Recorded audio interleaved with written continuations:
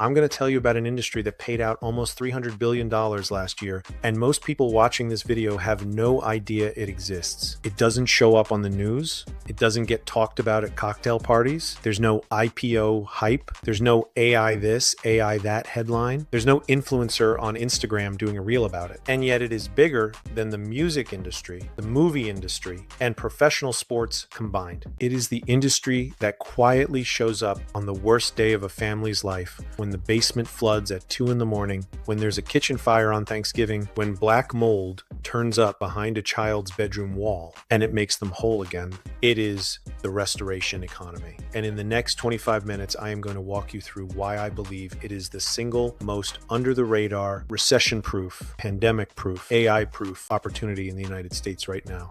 And exactly how the money flows, so you understand why the operators in this space sleep well at night while the rest of the small business world is white knuckling it. Stick with me. This one matters. Quick intro for anyone meeting me for the first time. My name is Scott Ferrari.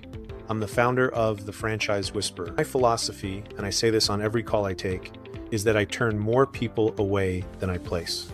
Because if it doesn't fit you, it doesn't matter how good the brand is, you will be miserable, and I will have done my job poorly. So when I tell you that restoration is the industry I have been pointing more and more of my best candidates toward over the last several years, I want you to understand the weight behind that. I'm not pitching you, I'm telling you what I see from the inside of this business. And the reason I am putting these episodes on YouTube and not just having these conversations one-on-one is simple. The information asymmetry in this space is absurd. Most of the people who would thrive as restoration owners do not even know the category exists. So let's fix that right now. Let's start with a number, because when I say nearly $300 billion, most people assume I'm rounding up or cherry picking some inflated industry association statistic. I am absolutely not, and the data proves it. When you add up the full restoration ecosystem, water mitigation, fire and smoke restoration, mold remediation, biohazard cleanup, storm response, and the reconstruction work that follows all of it, you are looking at a market that sits right around the $280 to $300 billion range annually in the United States. Let me put that number in context, because it's hard to feel. The entire global recorded music industry is a little over $30 billion.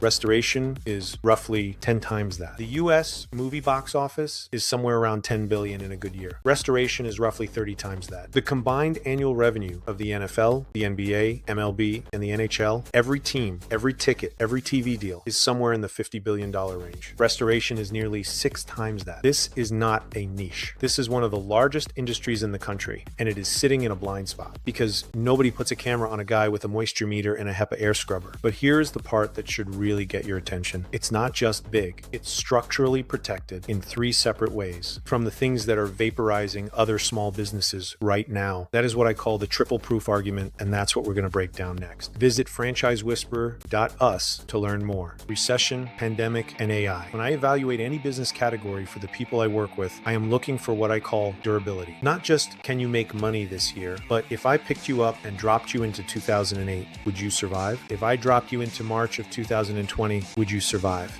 If I drop you into whatever 2027 looks like with AI eating half of the white-collar workforce, would you survive? For the vast majority of businesses, the honest answer is maybe. For restoration, the answer is yes, and demand likely goes up. Let me show you the receipts. Recession-proof. Go look at the restoration industry's revenue line through 2008 and 2009. While the housing market was collapsing and small businesses were boarding up, restoration revenue was flat to up. Why? Because pipes don't care about the housing market. A frozen pipe in February doesn't pause itself because the Dow dropped 1,000 points. The work has to get done. And critically, the homeowner isn't writing the check, the insurance carrier is. We'll come back to that in a minute because it's the whole game. Same story in 2022 when everybody was bracing for a recession that didn't quite arrive. Restoration kept humming. Pandemic proof.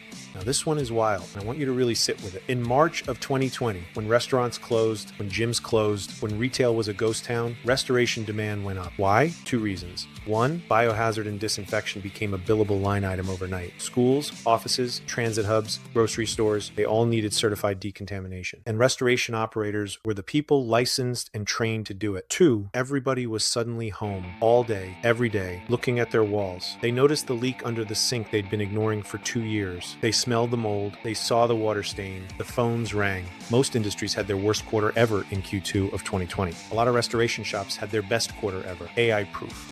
And this is the one I care about the most right now, because this is the wave that is about to reshape every industry in this country. AI can write the email, AI can write the code, AI can do the spreadsheet, do the legal brief, do the marketing copy, do the customer service chat. What AI cannot do and will not do for a very long time is drive a truck to a flooded basement at 2 a.m, set up containment, run dehumidifiers, document the damage for the insurance carrier, and physically remove water damaged drywall. The work is physical. The work is emergency. The work is regulated. IICRC certifications, EPA lead paint compliance, state-by-state mold licensing. AI is not coming for any of that. If anything, AI is coming for the desk job of the person watching this video. And the smartest move you can make is to position yourself on the side of the moat where the robots can't get to you. That is the triple proof argument. Recession proof, pandemic proof, AI proof. There is not another industry I can name that clears all 3 bars cleanly. If you want to find your recession proof opportunity, head over to franchisewhisperer.us and let's check your territory. I'm Scott Ferrari, the Franchise Whisperer. Okay, let's get to the part of this that I think is the single most misunderstood thing about restoration, and the part that once it clicks for you, you will never look at small business the same way again. I want you to picture every business you have ever considered owning. A restaurant, a retail store, a home services brand, a gym, a coffee shop, a salon. In every single one of those models, your customer is a consumer with a wallet making a discretionary decision. Do I want this? Can I afford this? Is there a coupon? Is there somebody down the street who's cheaper? You are chasing Mr. and Mrs. Smith for a discretionary dollar every single day. Restoration does not work like that at all. Here is the money path. Pay attention, because this is the engine. Step 1, the trigger event. A pipe bursts, a fire starts, a storm tears through, mold is discovered. Something physical happens to a property. Step 2, and I want you to really hear this one because it is the whole game. The homeowner panics and they call somebody they trust. And 9 times out of 10 on a water loss, the first professional through that door is not the restoration company, it's the plumber. The plumber stops the leak. And then the homeowner looks at the soaked floor and the wet drywall and says, now what do I do about all this? And the plumber says, I know a guy. That right there, that referral from the plumber to you, that is the moment that builds restoration empires. This is why in the model I point my candidates toward plumbers are the fair-haired child. You are not chasing Facebook clicks. You are not buying Groupon traffic. You hire a field marketer, and that person's entire job is to go out and build real human relationships with as many plumbers as possible across your territory. Plumbing companies, supply houses, individual plumbers, because every one of those relationships is a faucet that drips jobs to you for years. Step 3, you show up.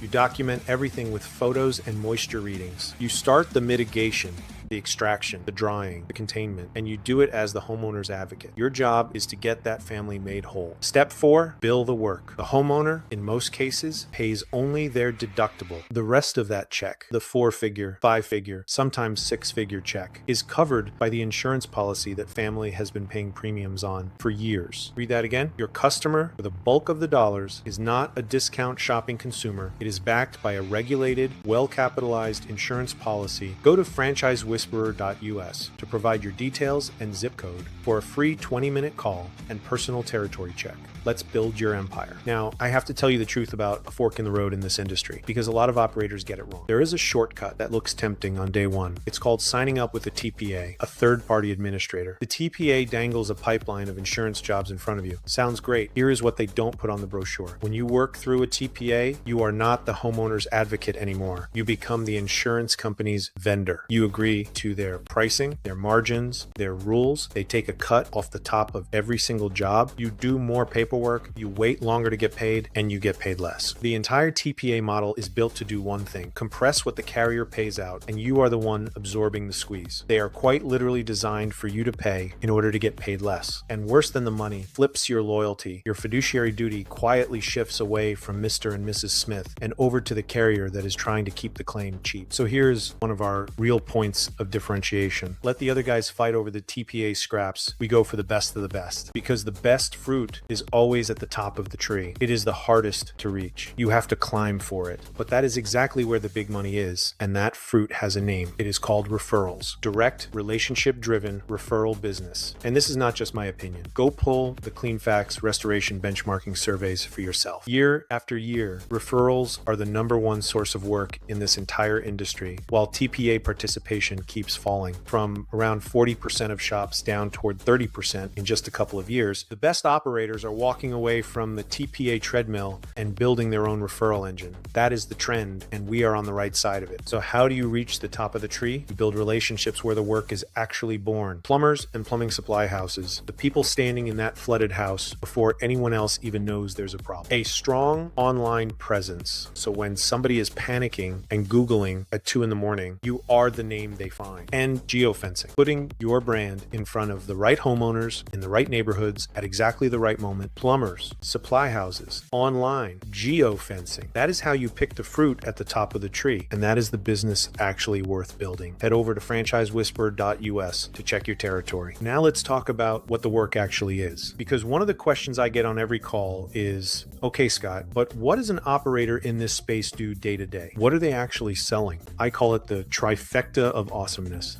3 distinct revenue streams, 3 distinct trigger events, all routing through the same operator. Water. This is the biggest single category, and it is the front door for most restoration shops. Burst pipes, appliance failures, dishwashers, washing machines, water heaters, roof leaks, storm flooding, sewer backups. Anywhere water ends up where water shouldn't be, that's a water mitigation job. Average ticket varies wildly by region and severity, but a meaningful residential water loss is regularly in the 4 to 5 figure range, and a commercial loss can be much more. This is bread and butter, year-round, every region work. Fire, less frequent than water, but the average ticket is dramatically higher. A fire job is not just removing burned material. It is smoke remediation throughout the structure, soot removal from HVAC systems, contents cleaning, every dish, every piece of clothing, every photograph cataloged and either restored or documented as a total loss. Fire jobs run for weeks, sometimes months. The revenue per job is significant, and the families involved are some of the most grateful customers a business owner will ever have. Mold, the sleeper category. Mold work is regulated. You need the right certifications. You need the right protocols. And that regulatory moat is part of what protects the operators who are properly set up. Mold often shows up as a follow-on to a water job that wasn't dried properly, or as a discovery during a remodel, or as a health-driven call from a homeowner whose kid is suddenly sick. Margins on mold work, when it's done right, are healthy. And then there is the fourth bucket, which I do not always lump into the trifecta, but which I want you to know exists: reconstruction. Once mitigation is done, once the water is out and the damaged material is removed, somebody has to put the house back together. Drywall, flooring, cabinets, paint. The operators who are set up to do reconstruction, in addition to mitigation, can capture the back end of the same claim, meaning one job becomes 2 jobs, and the lifetime value of a single insurance loss can double or more. Water, fire, mold, reconstruction, same truck, same crew structure, same insurance relationships. 4 ways to monetize a single relationship with an adjuster who trusts you. Head over to franchisewhisperer.us to check your territory and schedule a call. Let's get to work. Now, a few minutes ago, I told you this industry is AI proof. The physical work in a flooded basement at 2 a.m, no robot is doing. That is true, and it is the moat. But I want to be crystal clear about something, because this is one of the things that genuinely sets the group I point my candidates toward apart. Being AI proof does not mean being anti-technology. You have a technician out on a fire job, smoke damage through the whole house, a family standing in the driveway in shock, and a question comes up that he is not 100% sure how to handle or how to price. In the old model, what does he do? He calls his boss. He wakes the owner up out of a dead sleep to ask how to deal with soot on a job site at 1 a.m. Think about what that does. For the technician, he is never stuck, never guessing, never alone out there at 2 a.m. For you, the owner,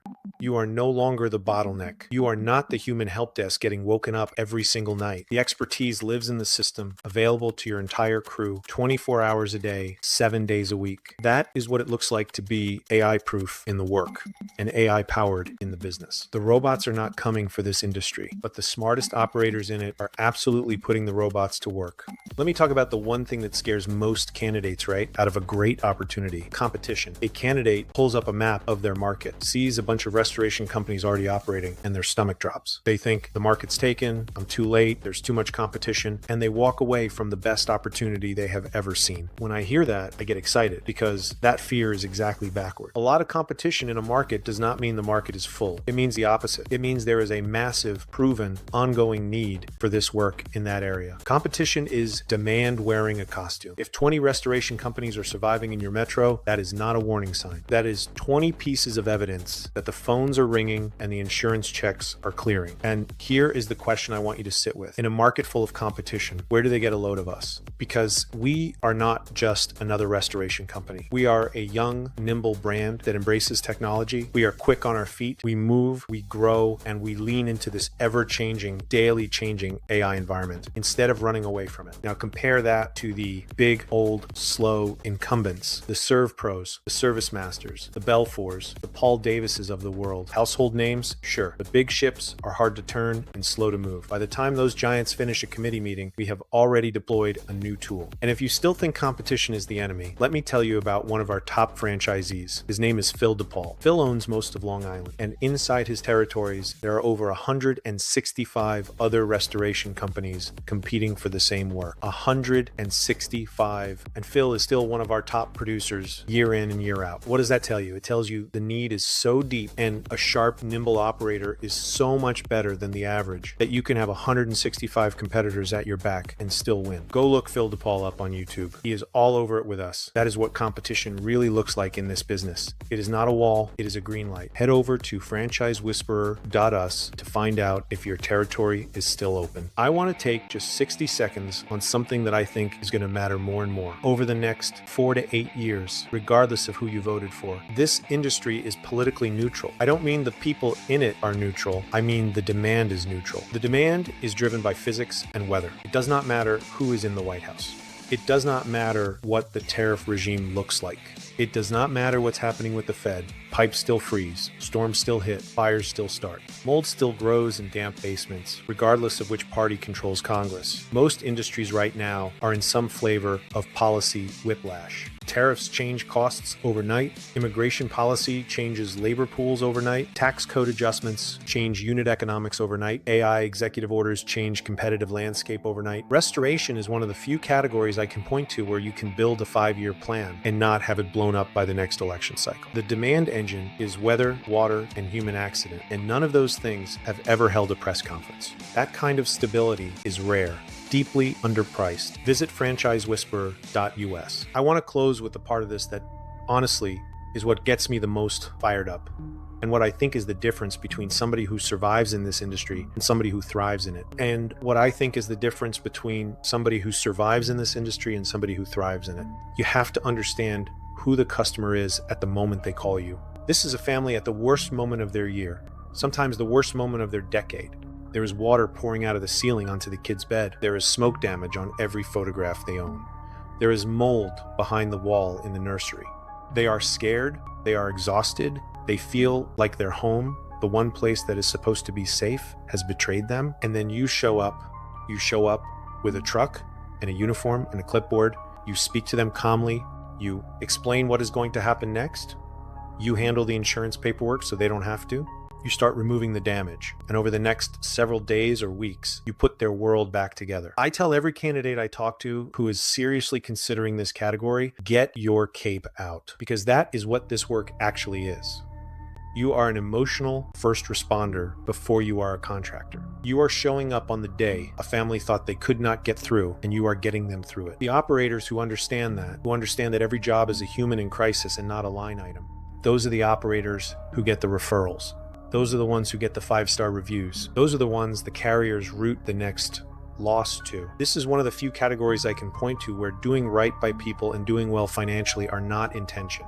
They are the same act. So when I tell you restoration is the industry I keep pointing my best candidates toward, it is not just because of the $300 billion size. It is not just because of the triple proof durability. It is not just because of the insurance paid model. It is because this work matters. The community needs the people who do it. And the people who do it well, who lead with care and back it up with operational excellence, build something that is durable, profitable, and genuinely meaningful. Get your cape out. Visit franchisewhisperer.us to check your territory and get started today. I want to show you the single most important section in any franchise disclosure document, the part most people skip. It is item 20, the franchisee history. How many operators a brand has and how many have left. Every franchisor has to disclose it in writing. It is public and it is the closest thing you will get to a lie detector test on a franchise system. A system that works keeps its operators. A system that doesn't burns through them or quietly runs out of money trying. Now, I am not here to trash a competitor for sport. I am here to protect you. So let me teach you how to read this document with one real example, and you draw your own conclusion. There is a well-known brand in our space called 911 Restoration. Pull their most recent disclosure. In their own filing to regulators, they report a stockholder deficit of nearly $2 million. And the document contains a sentence that should stop any serious candidate cold. In their words, it says, this financial condition, quote, calls into question the franchisor's financial ability to provide services and support to you. Read that again. That is not me talking. That is their own FDD in writing, telling you they may not be able to support you. And when I went to pull their current registration in a regulated franchise state, I found it had lapsed, expired. I call that franchise purgatory. I am not going to tell you why a brand ends up there because I do not sit in their boardroom. But a healthy, growing, well-capitalized franchisor does not usually end up there. That contrast is the entire point. It is exactly why we are so particular about who we let into this brand, because it is not worth 50 franchise fees to bring in one rogue franchisee. Every system has them, from restoration to McDonald's. Roughly 10% of all franchisees, you hand them a proven playbook, tell them to do 5 things, they do 3, skip the 4th, and invent the 5th. Then they struggle, and 9 times out of 10, they blame us, the franchisor. They bought a system because they wanted a proven path, then refused to follow it.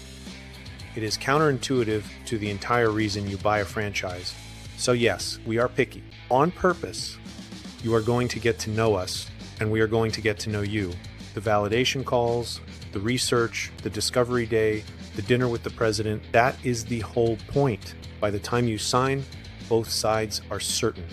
I want to tell you a story. I am going to leave the names out, but every detail is real. A couple of years ago, I sat down with a gentleman who is, by any measure, one of the most successful franchise operators in America. He personally owns 72 locations of one of the biggest quick service restaurant brands in the country. 72. With a partner committed, I asked him a simple question. Of all the things you could do with your money, all the brands that would take your call in a heartbeat, what made you choose this one? He said, when I came to your discovery day, you told me you guys were a family. And everybody says that. It's on every brochure in America. But he said, when I was actually there in the building, I felt it. And then he said something that gave me chills. He said, it is the exact thing my own brand used to have and lost somewhere along the way when we grew too big too fast. He said, your people, your corporate team, not just good at what they do, they love what they do, and you can see it on their faces. And then he said the line I will never forget. He said, you cannot buy that passion on a shelf. He chose us because of the one thing you cannot put in a disclosure document, the culture, the heart. That is not a slogan for us. It is the whole point. And it is the one thing the big, bloated franchisors can never buy back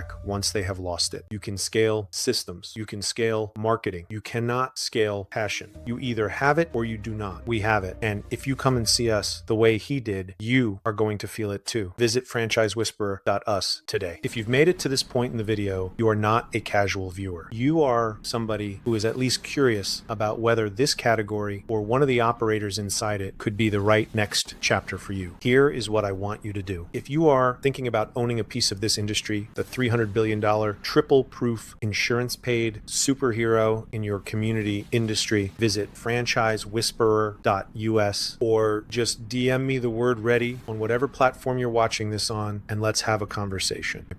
So if it isn't a fit, I will tell you that on the call, and we will both save each other a lot of time. But if it is a fit, if you have the temperament, the capital, the willingness to build something real, then I want to introduce you to the operators in this space who I trust. Subscribe to this channel. The next episode in the AI Armor series goes deeper on the operations side, what an actual day in the life of a restoration owner looks like, who you hire first, and the 3 numbers you have to know cold to run a profitable shop. I'm Scott Ferrari. This has been AI Armor, episode 2. Thank you for spending the time. I'll see you in the next one.